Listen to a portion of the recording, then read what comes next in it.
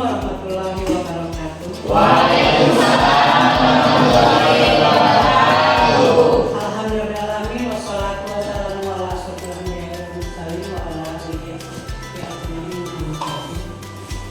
Alhamdulillah pada kesempatan ini saya nama Dian Melawati, CGP angkatan 9 asal dari sekolah SD Mungkaknya, ingin mendiseminasikan budaya positif.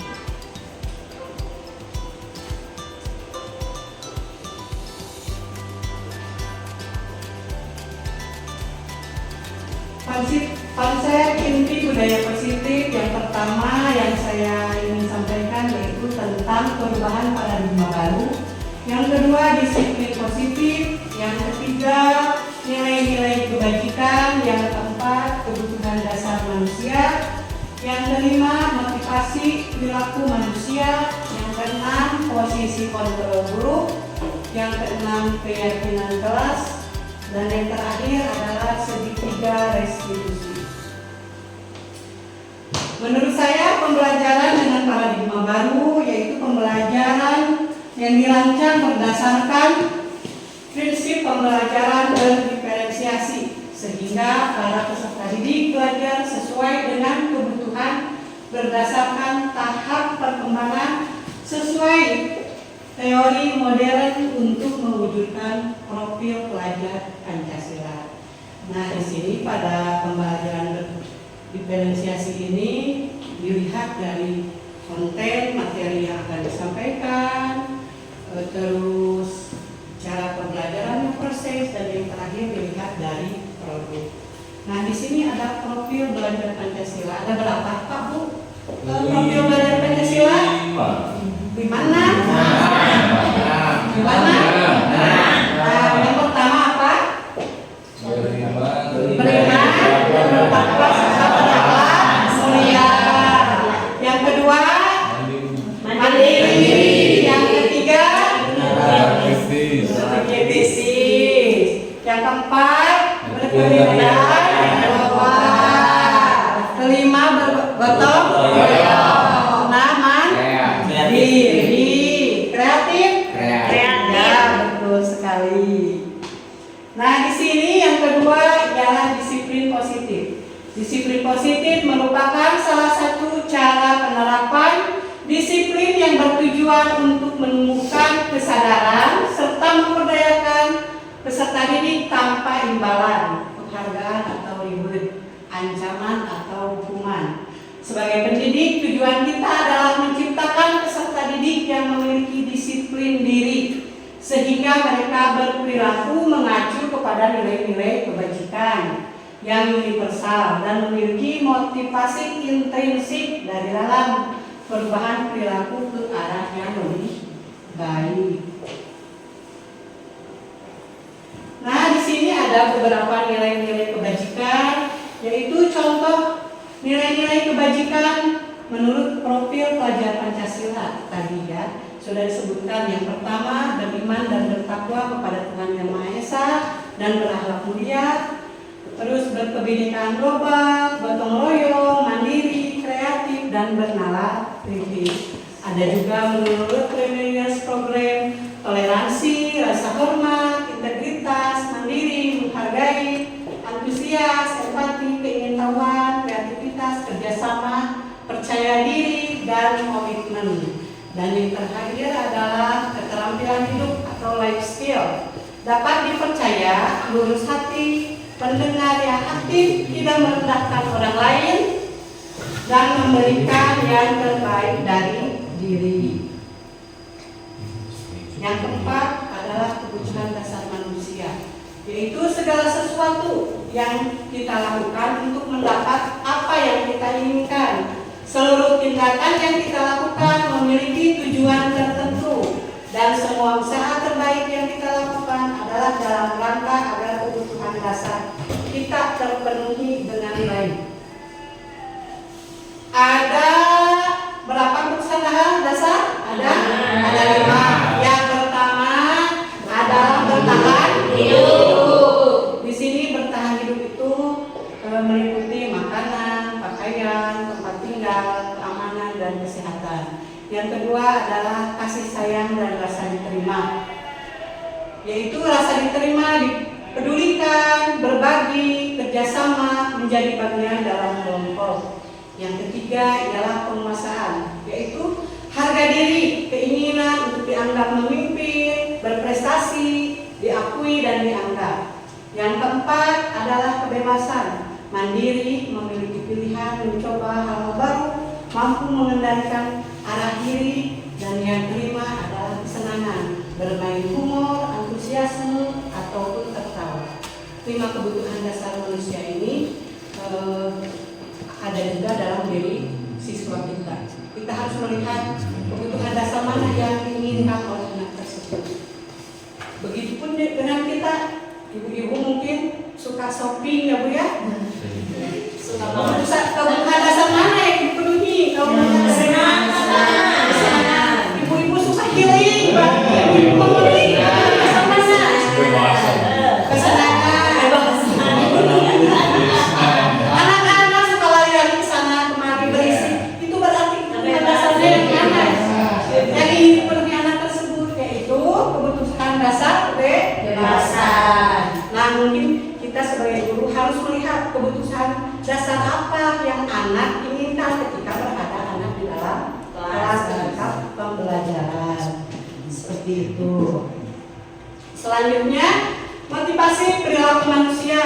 Motivasi itu ada 2, ada yang dari ekstrinsik dari luar, dan yang satu lagi adalah motivasi intrinsik. Kita sebenarnya takut melakukan hal-hal yang baik itu karena takut. Itu berarti motivasinya ekstrinsik dari luar, untuk menghindari ketidaknyamanan atau hukuman.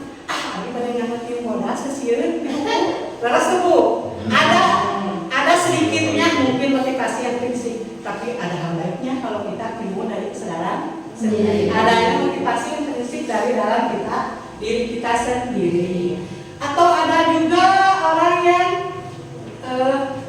yang dipuji, abi mah kalau acung saya kan yang dipuji Pak Kepala Sekolah cerita.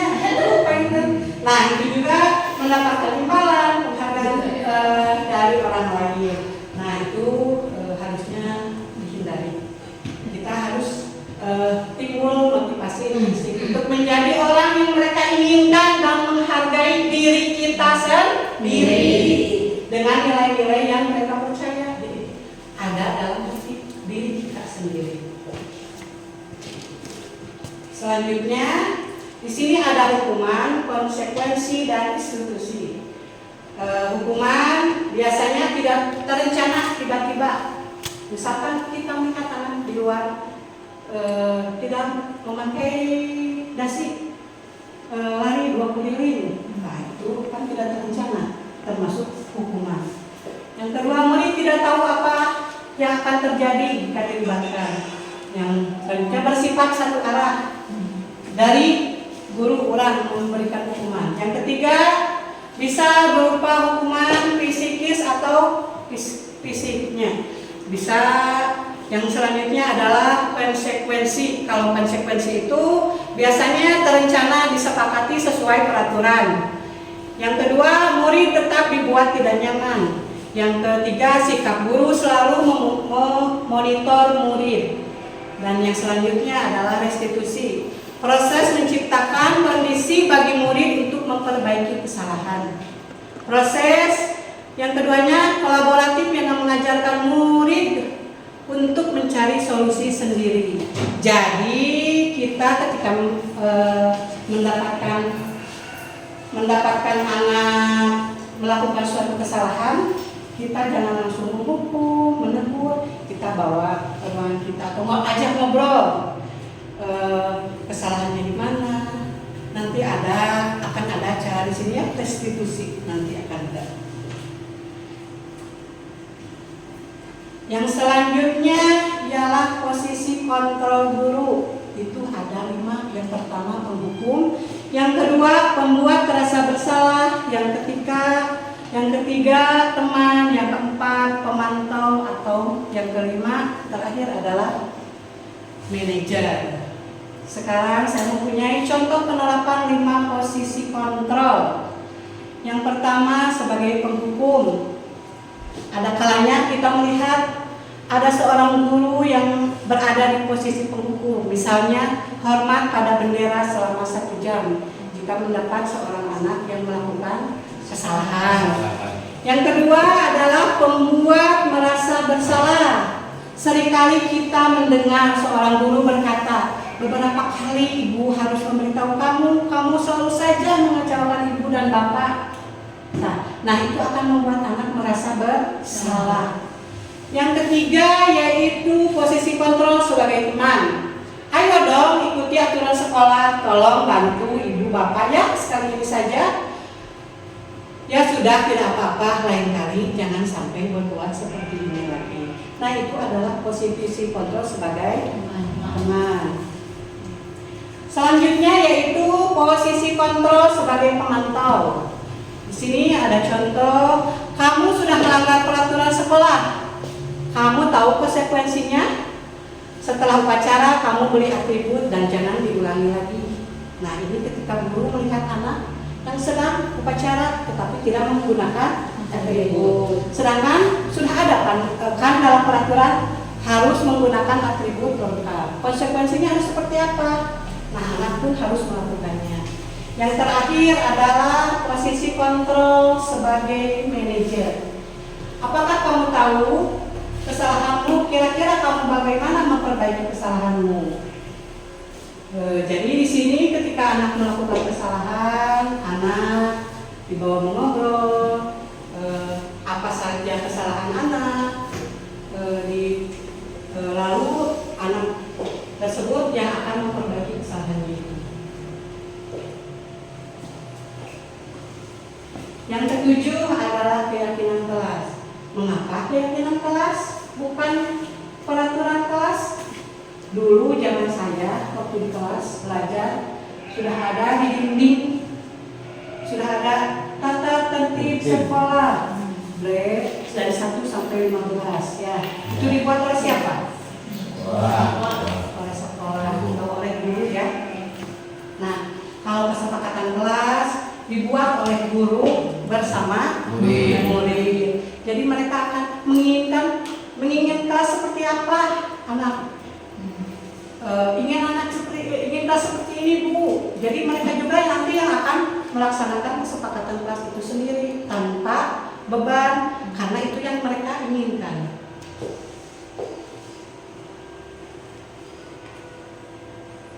Selanjutnya pembentukan keyakinan kelas. Yang pertama bersifat abstrak, yang kedua berupa pertanyaan universal, yang ketiga dibuat dalam pernyataan positif, tidak boleh menggunakan kata tidak boleh, awas, jangan dalam keyakinan kelas. Yang kelima sesuai dengan kondisi kelas dan sekolah sehingga mudah diterapkan. Kelas 1 sama kelas 6 mungkin kesepakatan kelasnya berbeda karena kondisi kelasnya pun berbeda melihat dari tahapan usianya. Terakhir, semua warga sekolah, warga kelas dilibatkan saat membuat keyakinan kelas, yaitu kita sebagai guru dan sebagai murid harus dilibatkan dalam membuat kesepakatan kelas. Nah, yang kedelapan adalah segitiga restitusi, yaitu suatu proses dialog yang dijalankan oleh guru agar dapat menghasilkan murid yang mandiri dan bertanggung jawab. Tahapan restitusi di sini ada 3. Yang pertama ialah menstabilkan identitas. Pertama, berdasarkan prinsip membuat kesalahan adalah bagian proses dari pembelajaran. Kedua, anak salah mah sebagai proses dari pembelajaran. Banyak hal yang didapat dari sebuah kesalahan, ada yang diperbaiki. Yang pertama, bisa kita mengutarakan kepada anak berbuat salah itu tidak apa-apa. Yang kedua, tidak ada manusia yang sempurna. Yang ketiga, saya juga pernah melakukan kesalahan seperti itu. Dan selanjutnya, lalu langkah restitusi yang kedua ialah validasi tindakan yang salah. Berdasarkan prinsip, setiap perilaku berupaya memenuhi kebutuhan tertentu. Makanya kata-kata yang bisa disampaikan oleh guru kepada anak, padahal kamu bisa melakukan yang lebih buruk dari ini. Yang kedua, kamu pasti punya alasan mengapa melakukan hal itu. Yang ketiga, kamu patut bangga pada dirimu sendiri karena kamu telah melindungi sesuatu yang penting buatmu. Dan yang terakhir, kamu boleh mempertahankan sikap itu, tapi kamu harus menambahkan sikap yang baru. Nah, ini adalah tahapan-tahapan restitusi. Dan yang terakhir, yang ketiga adalah menanyakan keyakinan. Di kelas kan sudah ada keyakinan kelas. Jadi anak nanti ditanya, apa yang kita percaya sebagai kelas atau keluarga? Apa nilai-nilai umum yang kita telah sepakati? Yang keempat, yang ketiga, ada bayangan kita tentang kelas yang ideal. Dan yang terakhir adalah kamu mau jadi orang yang seperti apa. Jadi di sini dalam 3 tahapan ini harus tuntut. Pertama, tadi apa? Menstabilkan identitas.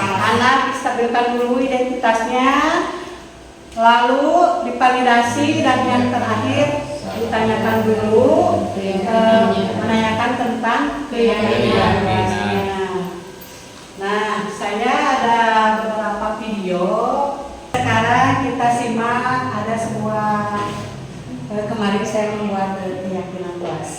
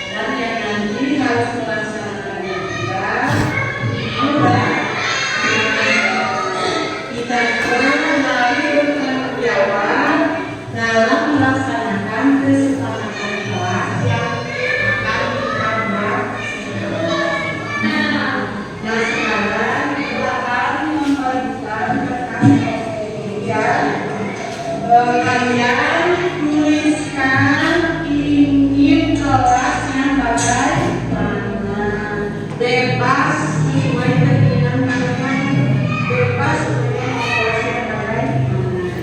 Mau warna apa Pak? Hijau. Apa hijau?